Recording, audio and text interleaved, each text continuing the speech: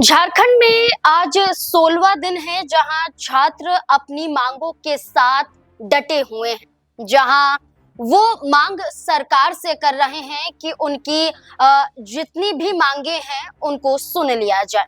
जिस तरह से पेपर में धांधली, पेपर लीक और किस तरह से पेपर बेच दिया जाता है, सीट बेच दी जाती है, इस तमाम मुद्दों को उठाते हुए झारखंड में एक बड़ा प्रदर्शन जयपाल मुंडा स्टेडियम में जारी है।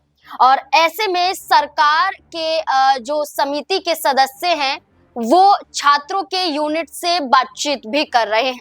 अलग अलग गुट में छात्रों से बातचीत की जा रही है, उनकी तमाम समस्याओं को सुना जा रहा है और उसका हल निकालने की कोशिश सरकार के जो समिति सदस्य हैं वो कर रहे हैं, क्योंकि वो उनकी बातों को सुनेंगे और हेमंत सोरेन तक पहुंचाएंगे। लेकिन इस बीच में एक बड़ा योगदान, एक बड़ा कदम एक नेता द्वारा उठाया जा रहा है और वो नेता है जेएलकेएम के अध्यक्ष और डुमरी से विधायक जयराम महतो।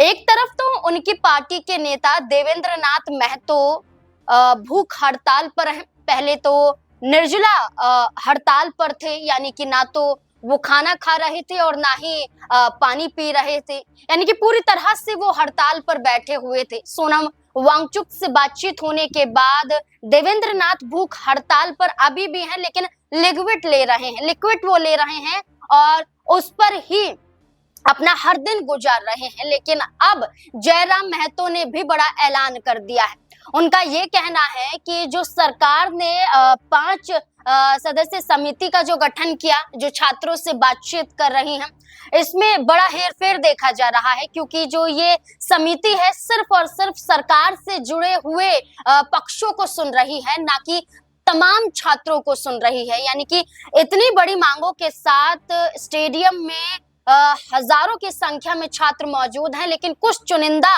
लोगों की ही सरकार सुन रही है। अलग अलग गुटों में उन्हें बांटकर अब खुद जयराम महतो की तरफ से कहा गया है कि अगर छात्रों की पूरी जो मांग है उन्हें सुना नहीं जाता है या समझा नहीं जाता है या उन मांगों को माना नहीं जाता है, तो वो सरकार के खिलाफ छात्रों के साथ भूख हड़ताल पर बैठ जाएंगे। ये लगातार वो कहते रहे हैं, लेकिन अब वो इस बात को कायम भी कर रहे हैं, क्योंकि आज से ही निर्जला हड़ताल पर खुद जयराम महतो बैठ चुके हैं।